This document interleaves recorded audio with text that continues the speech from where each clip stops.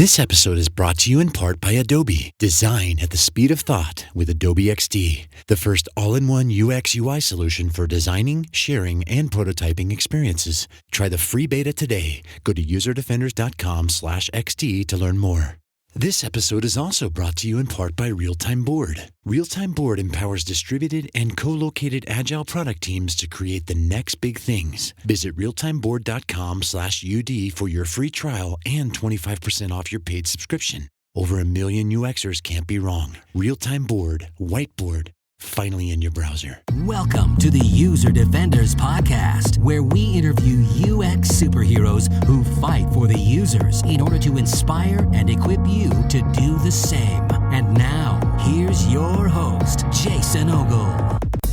Greetings, User Defenders. So good to be back with you again after the season break. I have a couple of really neat things stirring up with the show that I'd like to announce. One, I was invited to record a live episode at an event apart, my favorite design conference, by the way. They are hosting their very first episode in Denver after over a decade. So really, truly honored to be a part of that. So excited. It's December is when it's happening. And they have also given me a coupon code that will give you $100 off your registration, not just for the Denver event, but for any event, by the way, happening throughout the remainder of this year. So if you're excited to go to an event apart, and why wouldn't you be, and you can find the means to do so through your company, etc., please feel free to use the coupon code AEAUD at checkout to save $100 off this awesome conference. Also, I am super honored to announce that Adobe has joined as a sponsor and a partner on User Defenders for a couple of seasons, so I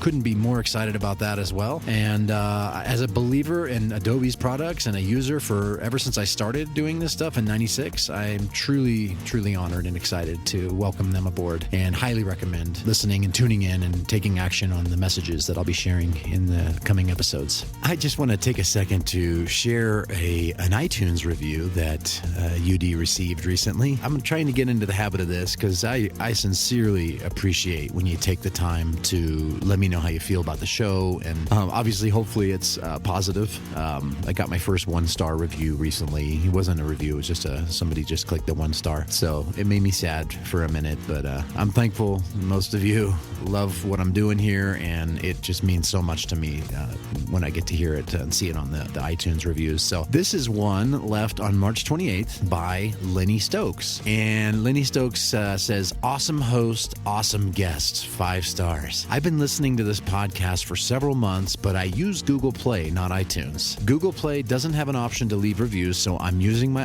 iPad here to show some love. Jason, you are one sincere and personable host, and this podcast is keeping me sane and entertained during my commute to the old office. Thanks for what you do, and please keep it coming." Lenny, if that's your name, I think it is. Thanks so much, man. That means a ton to me. I appreciate you actually using your iPad, going to a different platform in order to let me know how you feel about the show. So super appreciated. Thanks a lot. And Defenders listening, I would certainly appreciate if you would take the time to leave a rating and review. It helps the show a ton also to get in front of new designers that haven't heard of the show, and help them stay inspired as well on their design journey. You can do so by going to userdefenders.com/review. Thanks again in advance. Welcome to episode 35. Today's interview is with onboarding superhero Samuel Hulick. Samuel dove so deep into what makes great product design, I'm still climbing out of the well. This was my first interview I've conducted at night, as Samuel has a severe case of chronic sleep phase disorder, which means his day is our night and our night is his day. So I really appreciate his willingness to do this with me after hours. And I made sure that I had because I know you're concerned, I had an extra cup of my own fresh roasted coffee this afternoon, which was absolutely my pleasure. Enjoy my interview. I hope it's your pleasure with Samuel Hulick. Samuel Hulick is the man behind UserOnboard.com, where he creates popular teardowns of onboarding user flows on some of the most popular digital products around. He's also an author of a book he's definitely the authority on called The Elements of User Onboarding. He's a consultant, UX designer, and front-end developer based out of beautiful Portland, Oregon. He's also a prolific writer, publishing some pretty viral posts on Medium these days. You might be surprised to learn that Samuel is a high school dropout. Samuel, you're not alone. I am too, my friend. Welcome to User Defender, Samuel. I'm super excited to have you on the show today.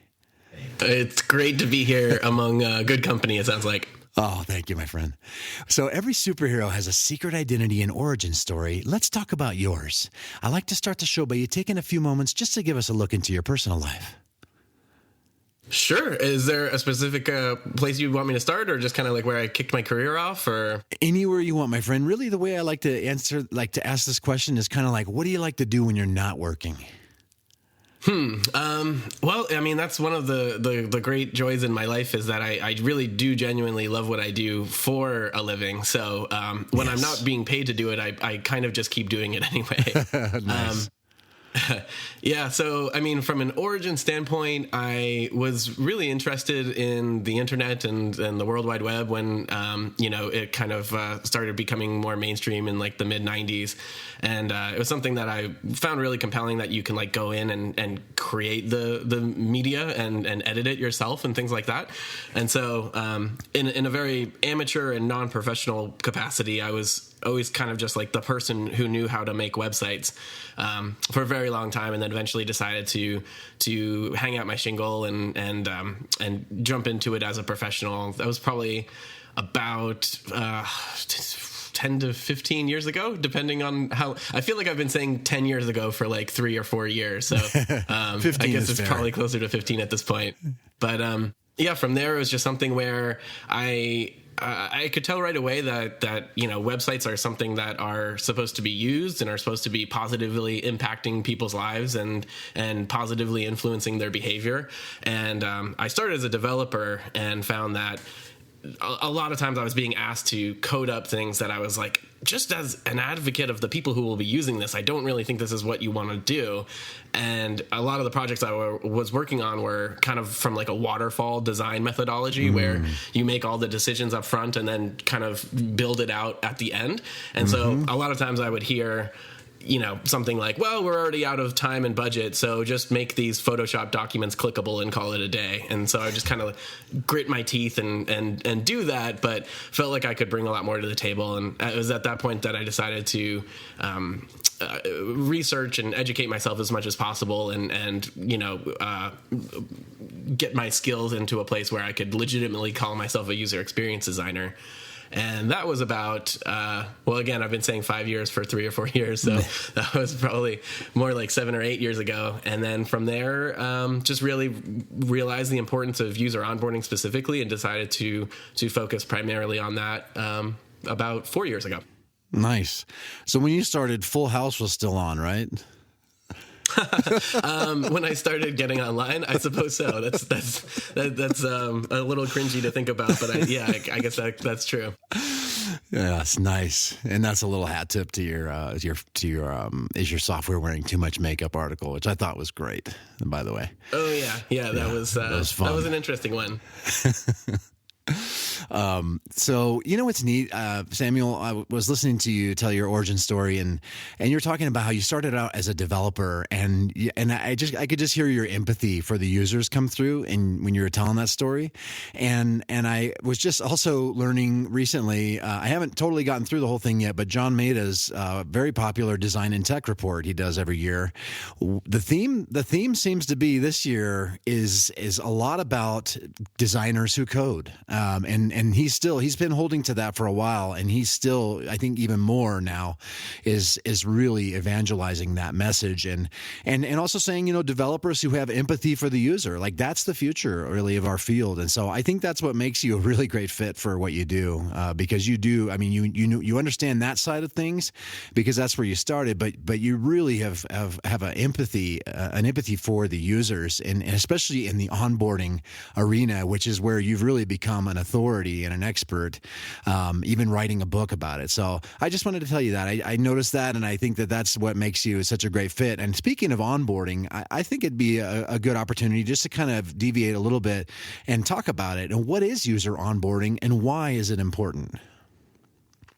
Sure. So, yeah, I mean, as far as like, just touching very quickly on what you were saying about being a developer and having empathy, for me, it wasn't motivated by like a mushy bleeding heart sort of like, but what about the users kind of a thing? It was really just like, if we're all working really hard on this and we want it to succeed, we have to create something that's in alignment with what the people who are using it want to do. And the more we could be helpful to them, the more we will succeed. It's a mutual success sort of thing, but it depends on the optional use of it. Someone has to elect to bring the software into their life and operate it in order for us to be able to succeed. So aligning ourselves around the users succeeding is really, the name of the game as far as I'm concerned. I love it. And, what that has to do with onboarding is that a lot of times I think that the incentive structures that are currently in place in the software world, as far as the software creation world, and then also just kind of the division of labor within software organizations, large and small, you tend to have a product team or product department that's just totally focused on the product itself, and they're designing new features and squashing bugs. And ideally, performing usability tests and improving the user experience of the product, but kind of, really just focused on the product itself and creating as many power users as they can. And then alternatively, there's sort of this divide between the product team versus the marketing team, which is really about getting the company's name out there, building up PR, acquiring signups, and ultimately, if you can get people through your landing pages and pitch pages and homepage and get them to sign up for the product, a lot of times the marketing department or the marketing team will kind of, be finished with their work once the person signs up for the product. And so what I really look at onboarding as taking marketing signups and turning them into product teams, power users, and who's really responsible from an organizational standpoint of confirming that the efforts of both teams or both departments are working together, and ultimately that the users who, if someone isn't overseeing that people aren't falling through the cracks from a usage standpoint. So that's one way of looking at it, but that's kind of my working definition of user onboarding is essentially increasing the likelihood that people are successful when they are trying to adopt your product. Yes. And what got you so passionate about this? Because I mean, this is what you do now, and you make a living doing this stuff. And I just want to know, like, what got you so passionate about the whole onboarding experience?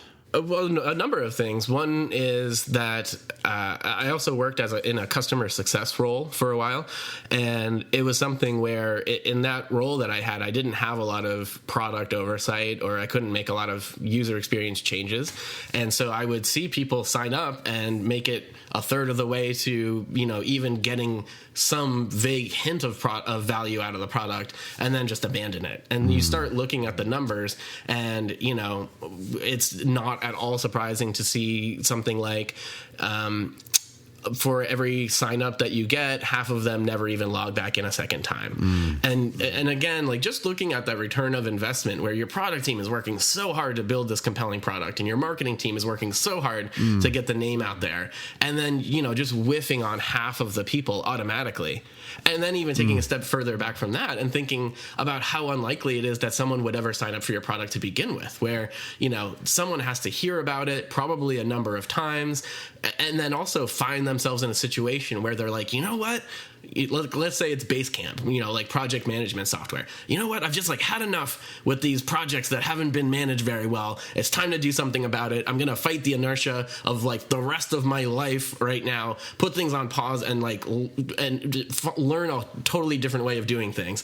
It's just so unlikely that happens. And then when someone signs up for a product, it means it has happened, that they've totally defied the odds. And then, you have this investment and attention from them that you probably aren't really going to get again, even if things do go well. And so just really making good on that moment is something that I find really rewarding from a personal standpoint, and then also from a business standpoint. It's one very, very high leverage lever that you can pull. I love that perspective, Samuel. Just speaking about how hard the product team is working to build this sexy product that people need and that people want, but then kind of phoning it in on actually getting them on board to use this thing. I think that's such a great perspective, and that totally makes sense of why you're so passionate about this. So that's awesome. Just to one other take on that, that's kind of where I come from as a designer or as a product person. But there's also an element of it, just because I'm a person who uses digital products or software, and it's something for me just on a personal level, where I think of software as kind of being like a way to take on a superpower of some sort. If I use Google Maps, I have like this kind of prescience about where in my city traffic jams are taking place right now. Yes. Or, I'm using Skype and I'm having a conversation with someone who's very far away from me. And so I have this superpower of being able to transmit my thoughts or whatever that might be. Yes. Not to get too meta, but even people listening to the podcast, that's your operating software to achieve a result that you otherwise wouldn't be able to in your corporeal form. And to me, it's really, it's a real shame that when people are open to taking on that new superpower and are ready to and are asking that of the software, for it to be kind of, as you said, sort of phoned in or overlooked in that way. So just as a person in the world, I'd like to see it be better for that reason, if nothing else. Oh, I love that. And I love how you use the superpower term. You're speaking my language, and we're definitely going to get into what your design superpower is in a moment here. But I wanted to ask you first, who's been the biggest superhero in your work and why? I would say that the person who not only really opened my mind to a lot of this, but also took a lot of the kind of scattered ideas or perspectives that I had and kind of consolidated it into a framework is Kathy Sierra. And she doesn't have a whole lot of an internet profile or presence, but if you look her up, there was a talk that she gave at the Business of Software conference in 2009 that it is if I were to just point at one thing that really sums up my philosophy on software, it would definitely be that. Wow, that sounds definitely worthy of a link in the show notes. So I appreciate you mentioning Kathy. So that's awesome. We'll have to, I'm sure the defenders listening here are going to want to see that talk now. So awesome. Well, let's talk about life-altering experiences and get into your transformation. Now, every superhero has some sort of life-altering experience that leads to a transformation where they realize the powers they have, as we were talking about superpowers, and they harness them for the greater good. But we know significant transformation can occur through failure, as it's unquestionably one of life's greatest teachers. Can you tell us a story about what's been the biggest one in your career? Yeah, I was trying to think of a good answer to this one. It's something where I would say an indication of the kind of failure that I think I could point to is that I haven't had any major things blow up where it's just I really placed a really big bet on X and it totally turned out to be Y or something along those lines. And so looking at my career, I would say that if I were to really fault myself, it would be for not necessarily having taken as many chances as I could have, and not necessarily being able, especially to have worked on projects where I could look at them in retrospect and demonstrate in an empirical kind of way. We thought that this would influence people's behavior in such a fashion, and we measured the outcome of that, and this was the result. And so I really like to operate from an empirical and experiment-driven sort of design method, I suppose you could say. Something kind of along the lines of lean startup, if that's something your listeners are familiar with. Oh, yeah. But, for me, it's something where coming from, it's kind of like I mentioned before with being from the world of development, you have unit tests where you can say we improved the response time of this query by 0.3 of a second or something like that. Or, from a front end development standpoint, you can write a lot of CSS and then you pull up the page and refresh it and see if what you guessed would work actually results in the outcome on the screen that you thought they would. And for me, a big passion of my career from a design perspective has been to approach it in a similar way, not in like in a deterministic, like, treating people like an ant farm kind of a thing, but just basically saying, like, if we do truly believe that design is a power that can be used for good, how is that power being wielded? Are we being studious and scientific about this, where we're approaching it in the same way that like an architect would approach the building of a bridge? Or are we just kind of throwing things together and then maybe not even sticking around to find out if it worked or not, and then just moving on to the next thing? And so from a failure standpoint, I wish that that I had operated in more of a way, especially early in my career, where I could demonstrably point to things and say, we thought it was going to work out this way, but then it didn't. Unfortunately, a lot of the software design world, as I have found it, has been based off of more things like anecdotal evidence, tribal wisdom, things like that. Wow. Yeah. So what do you want our listeners to take away from that story, Samuel? And just kind of that background of wanting to maybe take more risks, perhaps. I think it's definitely an element of taking more risks, and then also just kind of putting ourselves as designers on the line, and standing by the predictions that we're making, and exposing ourselves to the possibility of proving ourselves wrong, essentially. If nothing else really set me on my course, like you were talking about, like what was it? It wasn't the origin, but you were saying like the life altering. Yes, life altering experience. Yes. Yeah, and I remember I was working at a digital agency at the time of the thing that I'm about to say, and there we were working on like brand experiences for like athletic companies, and they would want like an interactive touchscreen to get put on a wall or something like that. And the definition of success was just like, can it be shipped on time?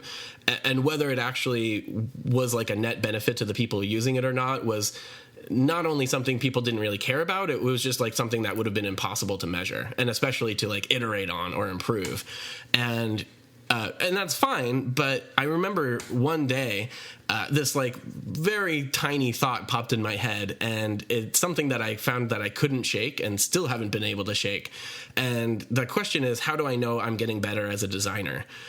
Rather than how do I know I'm getting better at selling thoughtless crap to people, so to speak, because anybody can get better at just bedside manner, or you look at like the history of medical practice, and like there were some very effective bloodletting salespeople back in the day, but it didn't mean that they were getting better at practicing medicine. And so in that same way, the one thing that I can trace a lot of my design career back to, and a lot of my philosophy back to, is like, can I even just demonstrate to myself that I'm improving as a designer? And then, once you start thinking along those lines, you kind of have to start looking at benchmarks that go beyond just being able to convince your peers that you're good. Yeah. Trepanation, anyone? Right. Yeah, you got a headache? Let's put a hole in your head. That happened in tribal cultures. They believed there was some demon or something in the head. But yeah, thank God for modern medicine. But yes, I like what you said about kind of the deadlines becoming more important than actually a successful product. That's not good. And I think that it's really, especially when you think about how much money is being spent to build the thing, when the deadline becomes more important than, is this product right? And is it going to work well for the audience and things like that? That's a big deal, and I used to work at a print shop, and one thing I remember one of my coworkers would always say, because we face that, especially in print, you're always under these really unrealistic deadlines, not unlike our field too, but he would always say, do you want it right or right now? Right? So I always remember that. It's like, yeah, you want it right or right now? You got to pick one. Anyway, yeah. Yeah, there's this sort of like, I don't even know what you would call it, a saying in the software world, I guess, which is that great product managers ship, or like this is a mentality that like it's all about shipping. And for me, it's totally the opposite, where you can crank out features till the cows come home, but if those aren't features that are useful or helpful or even relevant to the people that you're creating them for, then ultimately you're really just wasting your time and the time of the people who you're exposing those to, but especially your time. Yeah. And so, you know, for me, another reason that I find user onboarding to be so compelling is if you really want to up retention or engagement within your product, your next killer feature to really win people over probably shouldn't be a feature at all. It should probably be some sort of improvement to the first 5 minutes of using your product. It should be building in more retention hooks, investing in something like lifecycle emails or notifications, or all kinds of different ways to drive engagement and therefore retention within your product. That isn't like, okay, as soon as we ship, you know, this algorithm, then everything's going to be great, or like customers have asked for blank, so let's just make that and it's going to, you know, make our company succeed. For me, I think, you know, if you can get software that people are finding relevant and are using, you can really, there's a lot of room to optimize what you have in place rather than just tacking one more, you know, item of featureitis clutter on top of what you already have there. Yes. And you say, and I love this, you say people don't buy products, they buy better versions of themselves. And what do you mean by that, Samuel? Sure, yeah. What I mean by that is again, looking at how unlikely it is that someone signs up for your product at all, and then being open to trying something new, that you can think of signing up for a product, even if you know, just yourself doing it personally, not even thinking about, you know, talking about designers versus users or whatever, but just we as people in the world. When we sign up for something, it's kind of an expression of hope that we are in a situation that we're finding that we have a motivation to get out of. So I don't like the way I'm currently managing projects. I'm going to look for alternative ways. And then you come across Basecamp, and then you're like, I'm open to the Basecamp way of doing things. I'm going to sign up with them and see how that works. And then ultimately, you know, there's this sense of hope that you're going to be better off in the future by having incorporated this product into your life, and that you're going to be kind of a better you in that specific capacity. And again, kind of like tying that back to like the notion of software as a superpower. And so when I, you know, decide to subscribe to Netflix, or when I, you know, pay my Skype bill, or when I use Intercom, or all of these different products that are in our life, I'm hoping that I can take on a superpower and be a better version of myself. I'm not invested in it because I want to be really good at operating the Netflix interface. I want to be better at relaxing at the end of a hard day. And I think Netflix, I can kind of quote unquote hire Netflix to help me improve myself in that particular way.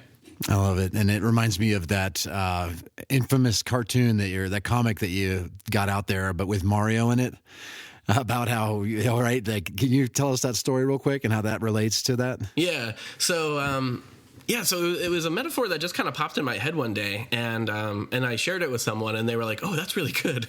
And so it is. I decided to turn it into a visual metaphor, like an image that could be shared. And I've actually never told this story, but so this is a User Defenders exclusive. Yes. I went looking to source Mario images, or like the little sprites, so that I could lay out. And for those listening at home, this doesn't have to be like a theater of the mind thing. Basically, the visual metaphor is there's like the tiny, runty, stressed out Mario who's living this very fearful existence where if he touches things, then he dies, and it's very stressful. And then he encounters the Fire Flower, and he becomes this giant, bombastic Super Mario who can throw fireballs, and it's way more fun. Yes. And so the idea is, you know, the tiny Mario plus the Fire Flower equals the giant fireball throwing Mario. And the idea being that your business doesn't exist to create fire flowers, it exists to create the fireball throwing Super Marios. Yes. And one is just a means to an end. And that's not the thing that the flower isn't what gets people excited when they're playing the game. It's the anticipation of being able to throw fireballs. Yes. So I had this sort of metaphor. I was like, oh, I should just like draw this out. And so I went looking for images of like, well, you know, what the tiny Mario looks like and the flower and things like that. And I found them, but they weren't very good resolution, and like the colors didn't match up, and it just wasn't really going to work. And I was like, well, these are just pixels. Like, it's just, you know, squares next to each other with hex colors. Like, I could just code this up in CSS. And I thought it was going to take like 20 minutes, and it wound up taking like 3 hours. I have no idea why it took so long, but it took a really long time. And I was like, this is the biggest waste of time. Like, how am I ever going to be able to like account for this evening that I've blown by making this dumb image? And yeah, and as you mentioned, that was one of the first things I put out there where like it really caught on. And so in retrospect, it was worth it. But I would probably just do it in like Photoshop if I were to do it again at this point. That's awesome. Thanks for telling that story, Samuel. I did not realize that you did that in CSS. That's awesome. Very cool. But I love the whole story of that, because it's Michael Hyatt is somebody I listen to, a podcaster and personal growth mentor to me. He says that people only listen to one station. They listen to WIIFM, and that's what's in it for me, right? And I think that's the key to that whole thing. It's like people aren't buying the fire flower; they're buying, like you said, they're buying being able to be a BA throwing these fireballs, right? Yeah, totally. And I think, you know, you look at just what are some simple human motivations, and it doesn't. You don't have to conclude that like people are totally self-absorbed jerks, or like, you know, people aren't necessarily operating from a place of selfishness, but like they have aspirations, and if you can help them get to where they want to go, then that's something that they will very likely exchange their time and or money and or whatever else for. Love it. Design at the speed of thought with Adobe XD, the first all-in-one UX UI solution for creating beautiful, interactive user experiences for websites and desktop or mobile apps. Adobe XD helps you design, prototype, and even share your experiences with your teammates and stakeholders for feedback. Try the free beta for Mac or Windows today. Go to userdefenders.com/XD to learn more. Create, co-design, and collaborate, building your workflow around a single tool. Real-Time Board, an endless online whiteboard for enterprise-level visual collaboration. With Real-Time Board, you can collect references, work on user story maps, customer journey maps, create wireframes, and get feedback on designs using this simple visual collaboration platform. Take your UX process to the next level with Real-Time Board. It's there for you every step of the way, from research and ideation to visualization and review. Visit realtimeboard.com/UD to start your free trial and get 25% off your purchase of a paid subscription. Real-Time Board. Whiteboard, finally, in your browser. So I'm going to give you two paths. For the first time, I'm going to give you two paths to this question that I ask my guests. Okay, so this question is, do you have a story of something really crazy or super awkward that happened during user testing? Or what's the weirdest thing you've seen while doing one of your teardowns, your onboarding teardowns? Yeah. Well, as a general note, like anytime I'm getting my haircut or like taking like a cab ride or anything, like one thing I learned a while ago that has paid serious dividends is just to ask, like, does anything weird ever happen? And then it's always like, oh man, let me tell. So like, if you ever like bored or like trying to. Yeah, so this is one of my favorite questions. I honestly, from like the usability testing that I've done, I haven't found. You're always like pretty consistently surprised, or you're presented with things that you hadn't considered before, which is kind of the point of usability testing. But I can't think of anything off the top of my head that's been like really weird. And then as far as doing the teardowns, well, okay, I guess I have kind of a weird story. So the way that the teardowns came to be. Oh, and again, for people who might not be familiar, the teardowns are a screen-by-screen slideshow walkthrough with annotation commentary on like what the setup process or activation process for different popular web apps are.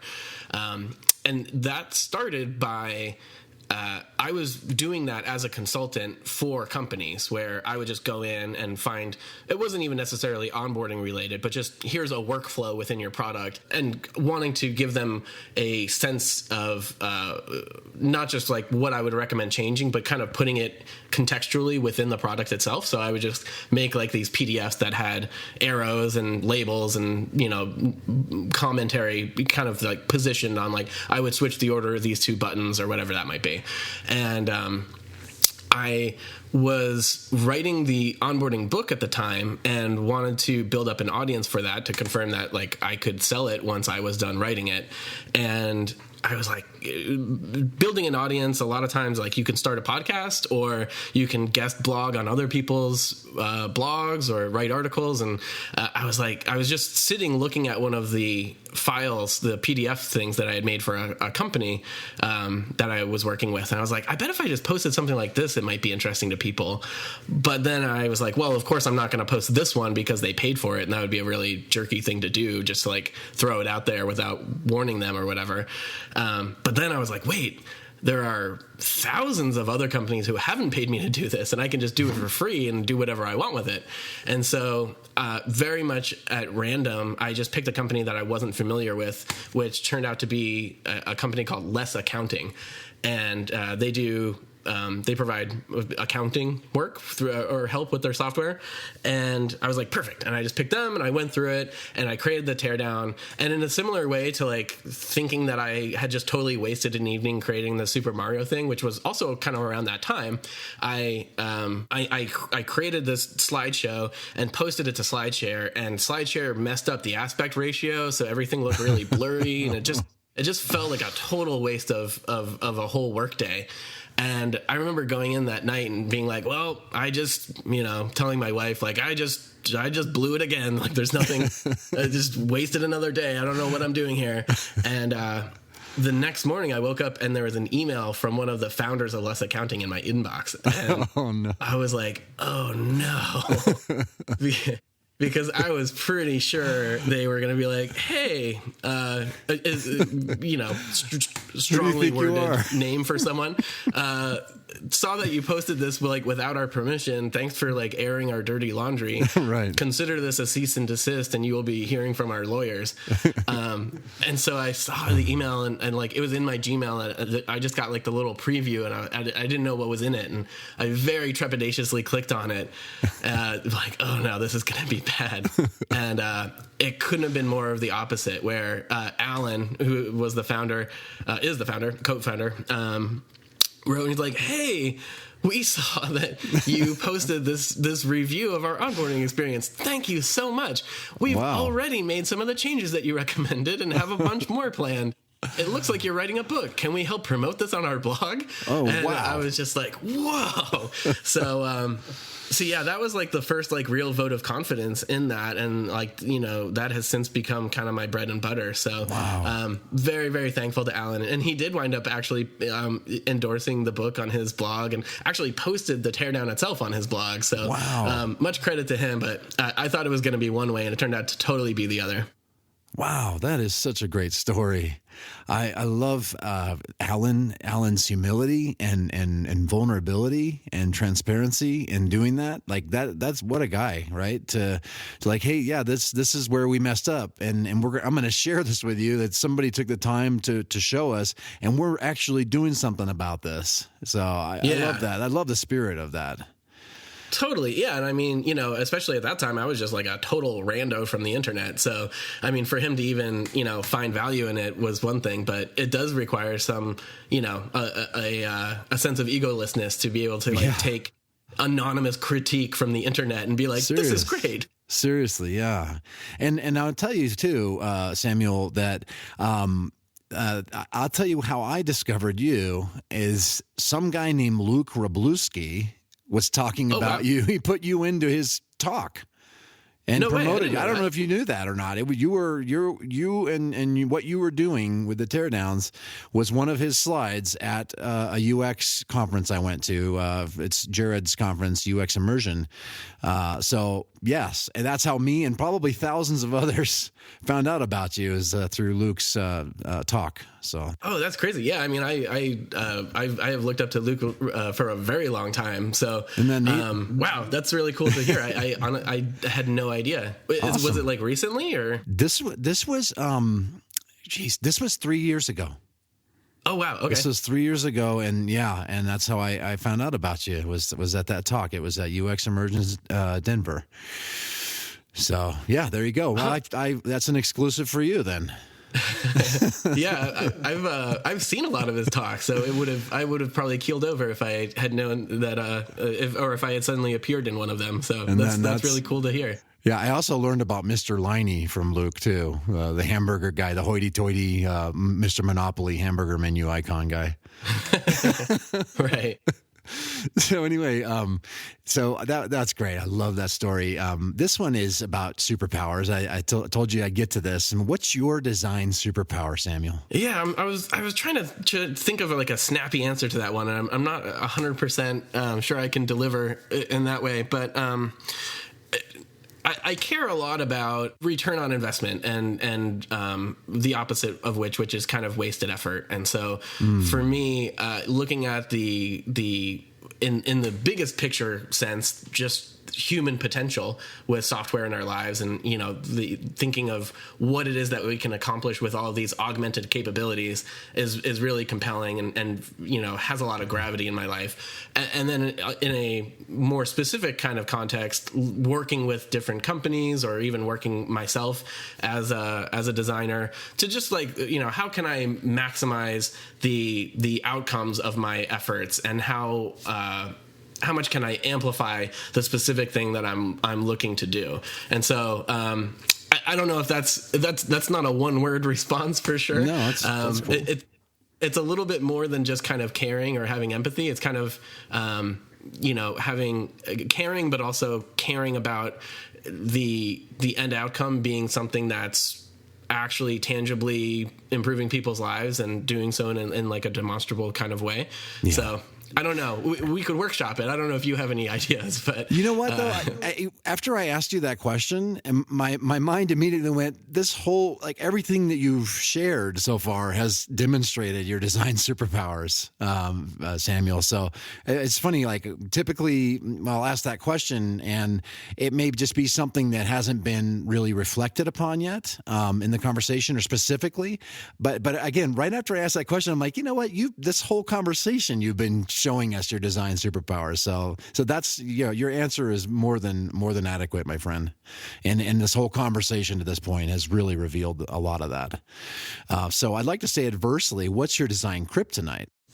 My design kryptonite, I would say, well, one thing that I try to really willfully remind myself is that it's just software. So I just kind of spoke about it in these high and mighty terms, but it's so easy to get caught up in the kind of Silicon Valley TechCrunch narrative around going out and changing the world and creating these giant new corporations that have successful IPOs or whatever that might be. And for me, I try to keep things a lot more human scale, which is really can we, are there stories that we have where people have said, oh, I was in such a tight bind, but then I used Craigslist and I was able to get a ride back home after my car broke, or whatever those kind of things might be.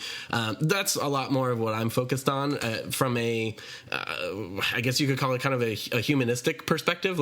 Sure. It's very easy to tell ourselves stories and get wrapped up in a narrative that maybe does or does not really align with reality or not. And I try to give myself as much of a reality check as possible, as often as possible. That's great. This is a fun question, Samuel, and it has to do with your superhero name. And I always like to caveat this question because I know that none of us got where we are on our own, and we've surrounded ourselves with great people. And I know you've worked with some great people in your career as well that have helped propel you to where you are, Samuel. But I'd like to ask you, what would your UX superhero name be? I have no idea. I would say, what I strive to be better at is approaching design from a sense of egolessness, kind of like what we were talking about before. At the end of the day, can this stand on its own? Can its value be obvious rather than having to be spun or sold. So as far, again, how to kind of turn that into a word or a phrase, much less a name, I'm really not sure. But I would say it really stems from caring. So I don't know. Something people oriented and caring oriented, most likely. Caring onboarding, man. That needs some work. I can also say, like, one of the biggest lessons that I've learned just as a human is to focus on how to be helpful to other people. That was something that probably didn't come as naturally to me as I would have liked. But once I picked up on it, one of another main hero of mine, someone who's had a really positive effect on my career, is Heaton Shaw, and all of his emails have in the footer is a quote from Zig Ziglar, which is, I should probably know it by word for word at this point, but something along the lines of, you can get anything that you want in life if you focus on helping other people get what they want. And, I love it. I love that quote, by the way. So from my standpoint, like, that being helpful, I think if you can kind of look back on your life and say, whether it was through designing software that has touched people's lives and improved their life situations, or if it's been done in more of a direct kind of way, but ultimately, taking a perspective of servant leadership, or just being of service to people, is something that really, really resonates with me. I love that. I'm going to take a second to tell a quick story, too, about that quote, because it's so funny you said that. I just put that in a blog article that I wrote a few days ago. And the reason I wrote this article, there's some similarities with, you were talking about the story about Alan and how you opened your email one day and you're like, oh, what is this? I got an email recently from Eric Meyer, who was a co-founder of the Event Parts with Jeffrey Zeldman. I got an email from him, and the subject line was AEA Denver and user defenders. And I thought, oh, this is an email that's geo-targeted. He knows I'm in Denver, and he's just letting me know about the event coming, the very first one in Denver. And I opened it. That was kind of the fixed mindset of me reading that into that line. And then I opened the email and I said, hey, Jason, how would you like to record a live episode at the very first ever AEA Denver at the end of the year? And I was like, yeah. And it was just one of those things I was just like, man, I can't believe this. So anyway, I wrote a post about it, and I just said, and I think it just has to do with being able to host this show, being able to know that this content is helping designers. There's a lot of aspiring designers that listen to this and are really getting a lot out of this by having wonderful guests like you, Samuel, and others that I've been able to have. You mentioned Aaron Walter. I was able to have him on. But anyway, not to pontificate too much, but I just felt like I wanted to share that story because I felt like that was just one of those moments where I was like, wow, you know what? You can get what you want when you really help others get what they want. So I thank you for sharing that quote and that story, Samuel. Yeah. Yeah, totally. And that story reminds me, when I was writing the book, I reached out to, I literally just made a list with pen and paper of all of the designers who had really inspired me throughout, my career up until that point.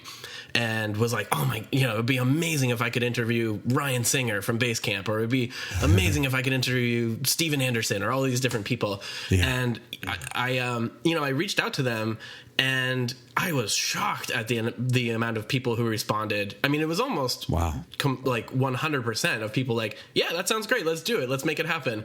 And I think part of that is the design community being really just naturally giving and yes. open in that way. Yes. But I think it's also because, at this point in my career, I get a fair amount of emails that are like, clearly they're emailing, like you said, it's a form thing. Like, I'm writing an article on this and I'm looking for buzzword filled sentences from people, and I don't even really know who you are, but I'm pretending to. And to just write an email instead that's like, hey, I remember 10 years ago when you gave this talk, and it has totally influenced my work. Wow. And, it has crept up in X, Y, and Z. And just to let people know that, they connected with you in a really meaningful way, I think can be surprisingly effective, but also kind of to what we're both saying, you actually have to be genuine and care in order for that to work. Yes, that is so true. Well, Samuel, let's wrap up the show with the imparting of superpowers. What's one habit that you believe contributes to your success? Being helpful. I think if you can kind of look back on your life and say, whether it was through designing software that has touched people's lives and improved their life situations, or if it's been done in more of a direct kind of way, but ultimately, taking a perspective of servant leadership or just being of service to people is something that really, really resonates with me. I love that. As a person, just like my orientation in the world is I'm always really, really excited to learn. And so for me, what has really influenced my design career has not only been learning everything that I can that's kind of nominally within the range of design, but also looking into all kinds of other more established fields like psychology, behavioral economics, architecture, urban planning, landscape design, video game design for sure has a lot of overlaps with the world of software. And I've found that you can kind of just go out and find a lot of truffles or a lot of gems in neighboring fields or institutions, and then apply them in a fairly one-to-one kind of capacity to what you are working on within your product itself. So if I were to give anyone a single recommendation, that would at least be one of them, is to just be curious about the world and find ways to make use of the commonalities between different things in your life with, and import that into your product design perspective. Oh, I love it. Stay curious, Defenders. And always, always keep your audience in mind, the people you're designing for. That's awesome. What's your most invincible UX resource or tool you can recommend to our listeners? A UX resource or tool that I can recommend, I would say... First of all, I would say useronboard.com. I wasn't going to say that one. But, I'll say that. I'm biased, but I do recommend it.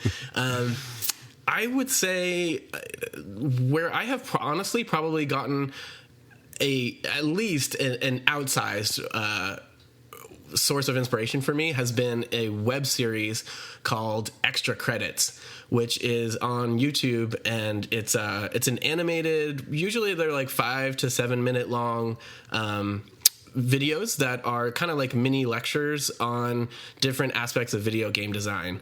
So sometimes it might be about how to take your video game to market, but the ones that I find to be the richest and most rewarding are when they break down something like how to design an effective tutorial in your game, or how to design the first 5 minutes of your game, or how to think about player agency when you're creating levels, or different things along those lines. And so that's something that I really, really strongly recommend, mostly because I've just myself gotten so much out of it. Awesome. I'll be sure to link to that in the show notes as well. It sounds like it would definitely be helpful for our Defenders. And myself, I'd like to see it as well. Yeah, I find myself constantly wanting to share them. So, yeah. Awesome. Hi, I'm Rachel Andrew, and you're listening to the User Defenders podcast with Jason Ogle. So I got one more question for you, but I lied. I have two. There's one that's nagging at me, and it's something I made a note of. It's not one of my normal questions, but it has to do. I'm gonna ask you this one first, and then before I ask you that last one, this one has to do with your wonderful article. I think it's your most recent one. It's called "Product People Mind the Gap." And great article, Samuel. Thank you for writing it. It's incredible. I'm going to link to it. Defenders, read it. You have a lot of really great insight as into building products and some of the most forgotten elements for product designers when they're actually building the thing. And you used the idea of break it down to determine what happens in between where they are when they're using the product and where they want to be after using it. And I love that. It's some great ideas. As I was reading this article, Samuel, something struck me about that concept. And it's something I have a tug of war with, and I venture that maybe some of our listeners may also have some struggles like this, because the sentiment behind the article, which I totally agree with, is fill in the gaps right? Think about the details and design for those possibilities. Don't leave your user hanging on the other side of the cliff, right? Like build a bridge for them, which makes perfect sense. But my question is, how much help is too much to where the product gains needless complexity? Right? What's the balance? How do we strike that balance, right? To where we're like building the bridge, but we're not spelling every single thing out, right? To where all of a sudden we have this, it's certainly not an MVP, right? It's like one of those screens that you put on your article where it's like, we designed this product, but it's so dang confusing that we need an overlay screen with like 100 annotations on it. Does that make sense? Right. My question? How do we balance that out? Yeah, so I probably have a few answers to that question. Okay. I will see if I can get them all squished into one. I would say, speaking of like inspirational quotes, there's another one that I think of and try to keep present in my mind kind of all the time when I'm designing. John Wooden, from the world's most successful college basketball coach from UCLA back in the day. Legend. Had a saying which is never mistake activity for accomplishment. And I think that it's entirely possible to give people a ton of busy work and a ton of hoops to jump through. And again, like tying it back to user onboarding, a lot of times when I see people invest in user onboarding, it's giving people a tooltip tour that they have to click next 20 times on, or dragging them by the ear through different features. And then once they have like gone through the motions of like clicking 3 different places in your product, then like they're quote unquote onboarded and your work is done. Or of course that isn't the case, where there's this real world, so to speak, motivation where someone is aspiring to be better at something, and the onboarding isn't really done until they are better at that thing, regardless of how complex your product is, or even especially it kind of in defiance to how complex your product is. So whenever possible, I like to identify, in a software agnostic kind of sense, what is the real world situation that someone's trying to get out of, and what is the real world situation that they're trying to get into, and how can we afford that? How can we create affordances for that where they can make that transition as easily and painlessly and ideally as enjoyably as possible, without giving them a bunch of busy work in between. Ideally, you're actually you're taking the work off of their plate rather than putting work onto their plate. So that's one answer. But specifically, like how you kind of make those decisions within your product from a feature by feature or screen by screen or label by label or instruction by instruction kind of basis. I don't know if I really have a rule of thumb other than to put it in people's hands and see what they do with it and see how they respond to it. And if they're responding in the quote unquote wrong way, then probably getting rid of things is going to help more than adding things will, or at least reducing things down to a simpler and more digestible sort of form rather than, I don't usually talk this much about Basecamp, but Jason Fried Jason Fried from Basecamp, who's another person that I've really looked up to, created this Flickr group years ago called Signs on Signs, where they would he would find these examples in the wild where like there might be a sign at a library that says please be quiet, and then there's another sign attached to that sign pointing to it saying please look at the sign, or in a parking garage or something like that. And he's like, the job of a sign is to be noticed. Like if you have to create another sign to drive awareness to the sign you made, maybe there's just something wrong with the original sign. And anytime I encounter little like hotspots or tooltips or whatever it might be in a product, I always think like, what's the version of this that isn't a sign on a sign?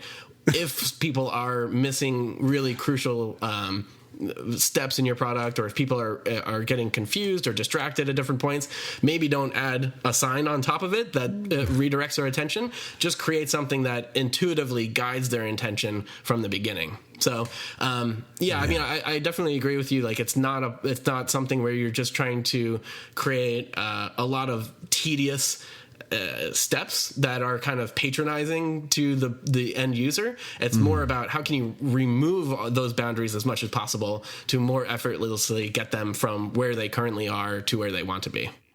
Very nice, very nice. And it harkens me. That sounds very dated, but it harkens unto me, dear saint, that this is the era of writing.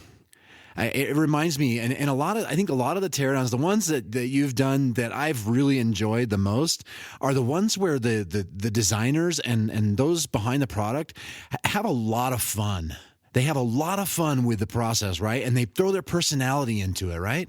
And I think that goes back to writing and knowing your audience too, but also just being clever and being clever to a point where you're not being a jerk, right? Because there's a fine line there, but where people just put their personality into that whole process.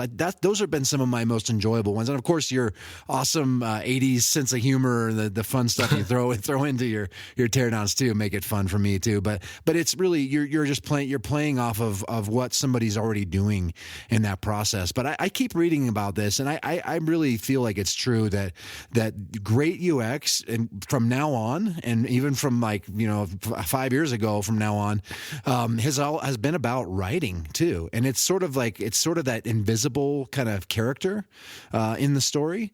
But I think that it is really more than ever, and especially in the future, good writing is going to be a huge part of a great user experience. Would you agree with that? Yeah, I definitely would. I would say, writing, you could make an argument that if you define writing loosely enough, like that is kind of what makes humans as far as having the collective intelligence. And, what separates us from apes is the fact that we could go from how to make fire to building rocket ships in not that many generations.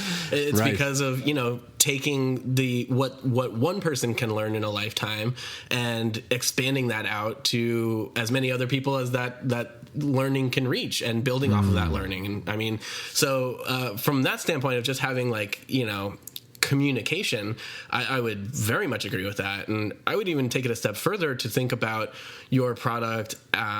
Think about interacting with software. Approach it like you would approach a conversation, where because in a lot of ways, and I know that chat bots are all the rage these days, and I don't know if I totally. A lot of smart people are really excited about it, and I guess the best way I can say is I don't really see where they're coming from, but I'm open to learning. But because I don't want to get off on a rant, but it's phone trees where it's to talk to marketing, press 1, to do this other thing, press 2. Nobody likes those, but all of a sudden if it's in text form, then yeah. But anyway, the point being, whether you're explicitly having a conversation in a chat sort of scenario, or if you're just operating software by clicking buttons and getting responses, and then clicking more buttons and getting more responses to those, it is a lot like the way you navigate a conversation. And so I think it's really, really healthy to approach product design as if you were investing in a conversation that hasn't happened yet, where your side of it is pre-recorded. And think about how your product responds to what someone does. Think about how your product can guide people into intuitively doing the right thing rather than having to stop and think about it. All these different ways. And so whether that is verbally written to them with, microcopy or lines of instruction, or inline validation that says that your email doesn't look like it's quite right before you submit the whole form, I think that's great. Any kind of just in time or pithy copy that guides people in the right direction, I think is a wonderful thing. The only thing I would push back on is that another one of my favorite sayings is that only one part of the brain speaks English. And so there are a lot of behavioral cues and prompts that you have at your disposal to communicate urgency, or that a decision needs to be made, or that a subtle change in behavior needs to take place, or whatever that might be within a product. you aren't relegated to just explicitly telling people to do something. Ideally, if your product didn't even have any words in it, it would still generally guide people into the direction that they needed to go. So, which, just to be totally clear, I'm not saying like replace all your menus with icons or whatever. I'm just saying that there are ways to give those similar kind of prompts, and I would also call that writing if you want to be liberal enough with the term. Yes, so good. I love the idea, too, of approaching your interface like a conversation. Aaron Gustafson wrote about that, too, in his great book, Adaptive Web Design, about, making accessible experiences for everyone. And it's like it is. It really is a conversation. When somebody's interacting with your product, they really are, in many ways, having a conversation with you. And because we're a part of our products that we create. And, and again, going back to the writing, we're putting our personalities into it and everything like that. So yeah, let's have good conversations with our products. I love that, what you just added there, Samuel. Some great value in that answer. And this is my last question, I promise, and it's one of my favorites because I really have a heart for the folks listening. I call them defenders fondly because they do want to fight for the users and they want to fight for their businesses and to do their best work. So I want to ask you, what's your best advice for aspiring UX superheroes? I would say, just from like a career advice standpoint, I'm asked that question every so often, and I'm always kind of surprised because it usually involves something like, I really want to get into UX, but my job isn't giving me opportunities to do that, or, I would like to transition my career over, but I just don't have the experience, or things like that. And one thing that I would really like to impart as much as possible is, like, I didn't either, and it's just something that I always found, even when I had bosses that were or employers or managers or whatever you might want to call that, who like were really great people and really effective at what they did, like they were never going to be as invested in my career advancement as I was.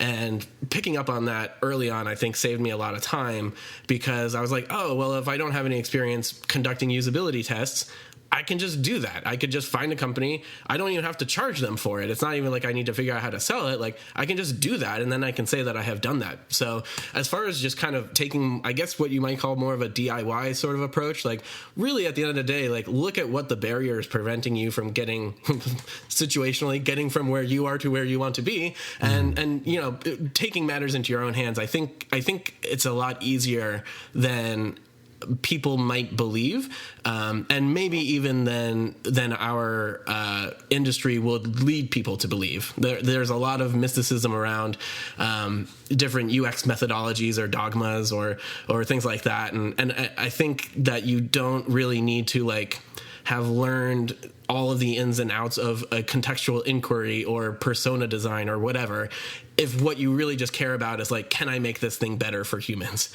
So there's a lot of opportunity to do that in a fairly freestyle / DIY kind of capacity. And I've been really happy that I've taken those opportunities into my own hands when I have. And I think pretty much anyone else could do that if that's something that they have an inclination for. Awesome. So good. Always be learning, defenders. ABL. Always be learning. You own that, right? No one else can own that but you. So great advice from Samuel. Samuel, as we close, why don't you tell our audience the best way to connect and to keep up with you? If you would like to stay on top of what I'm doing, everything professionally goes through useronboard.com, because useronboarding.com was taken when I was registering it. So I got useronboard.com. Hey, less characters. Yeah, exactly. It's easier to type. And also on Twitter, same thing, useronboard. And also on Twitter is my personal one, which is Samuel Hulick. So anywhere between those three. Oh, awesome, Samuel. Man, I got to tell you, this has been so enriching for me, and I know our defenders listening too are going to take away so much from this conversation, and I appreciate you so much being here and doing this, staying up later to do this. This probably isn't late for you, right? This is probably early for you. This is late for me, but I appreciate you doing this, and I cannot wait to share this, Samuel. It's been a great pleasure. I just want to say, fight on, my friend. Likewise. How about those value bombs dropped by Samuel? I loved his insights about balancing features in products and filling in the gaps, especially when designing onboarding experiences for our users. We spend so much time building quality products, let's not phone it in when designing the process meant to recruit those users to something that could actually add value to their lives. Let's fulfill their hope that our products will give them the superpowers they envisioned they'd have when they first took a chance on our product. Thanks so much for listening and taking me and my super guests with you to the gym, on your commute to work, during your workout or work day. I'm super grateful at the opportunity to serve you and would love to hear from you anytime. Hit me up on the Twitters at UserDefenders. I want to thank Chris Combs for the extraordinary editing, Eli Jorgensen for the astonishing artwork, and Darren Goldsmith for the sensational show notes. In 2 weeks, be sure to tune into my lost interview with UX and web design veteran, Nick Fink. And until next time, fight on, my friends.